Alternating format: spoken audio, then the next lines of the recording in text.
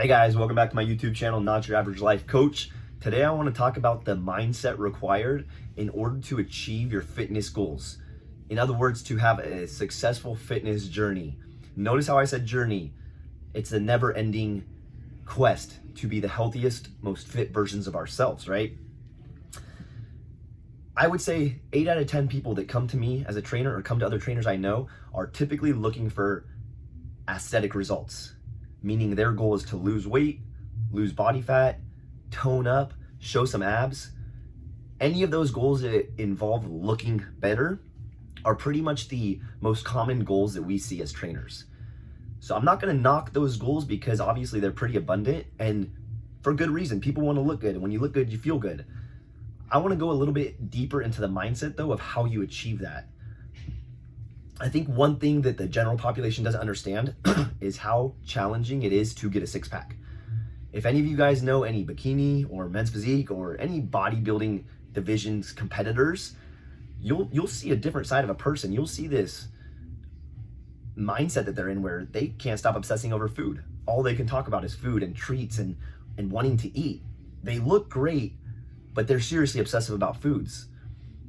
That right there should be kind of a sign to you as to how that person's feeling about life, about their goals. They're going to extremes to get that six-pack that we all want. Not to say that you shouldn't be going for a six-pack or be going for aesthetic goals, but that just kind of sheds a little bit of light on to how challenging it is to achieve those goals.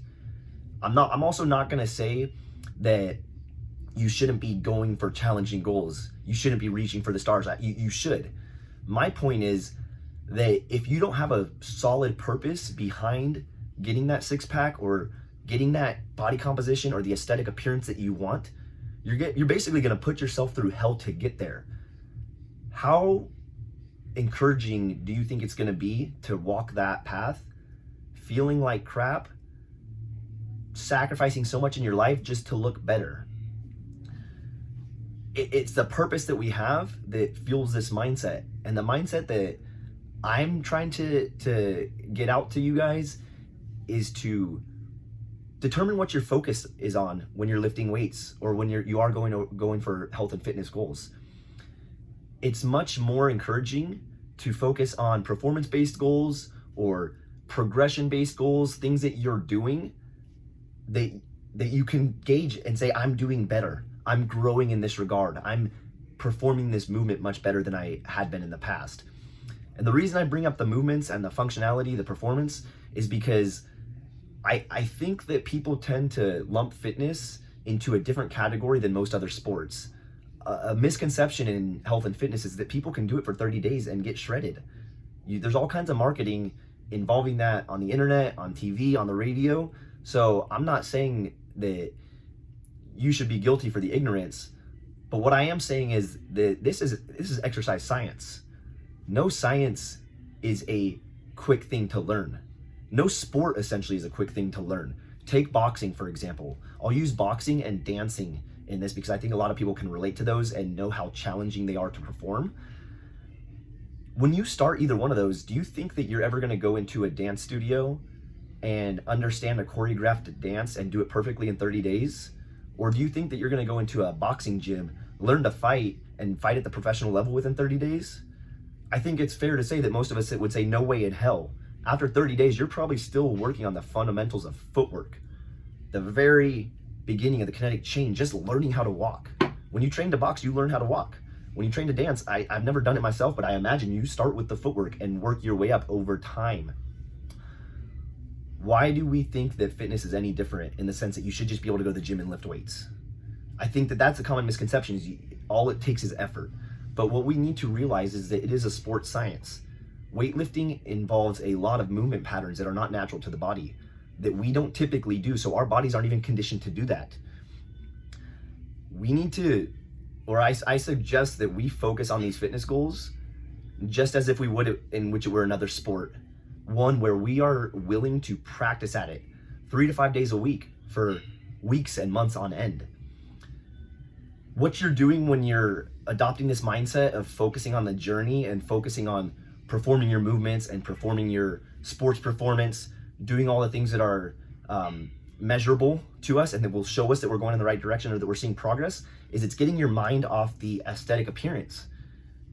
Focusing so much on what your body fat percentage is at or where your abs are at, and then putting that hard work in is going to essentially lead you to burnout. It's going to be discouraging too, because some days your body fluctuates. Some days it's holding on to more water. And if you've been working hard for 4 weeks and then you hit a day or two where you're retaining excess water, you're essentially going to think that work went to waste. If you are performing movements, however, and you're focusing on strength and endurance, and your mindset is on that of focusing on the journey and focusing on performing better, that's going to be measurably tracked. You will be able to say, I was only able to do 8 of these when I first started, and now I'm able to do 30 of them. That is going to be very encouraging. That's going to motivate you to continue. And what happens when you continue with performance and movement-based exercise? When you're progressing through those things, you stay very, very highly motivated, but the look comes secondary. So you can go into the gym with the idea that you just want to become better at the sport. You want to become better at the movements and understand everything better and practice. And the look will come secondary. It always does. If you look at any athletes or those aspiring to be athletes, they typically look pretty good. On the other hand, when you focus on the looks aren't always measurable. Like I said, you have fluctuations in that are going to make it much more challenging to you. On top of this, 9 out of 10 clients who come to me the first time, or do come to see a personal trainer, or do just want to go get into the gym and start looking better, their bodies aren't functionally ready to handle the work that goes into hypertrophy training or strength and power training. They kind of need to start, back in the beginning and work on the functionality of their body. But there's a plus to that. Like I said, it is going to motivate you and encourage you when you see yourself going through progressions. You see and feel yourself getting better at things. That's going to keep the desire to continue high. When the desire to continue is high, you stay consistent. When you stay consistent, that's when the results come. So if you're planning to embark on a fitness journey, you want to change the way you look, I can't tell you not to do that. I can't say it's a bad goal, but I will say that if you really want to get there, if you want to attain that, dive into sports exercise science. Dive into the sport of weightlifting and the sport of fitness.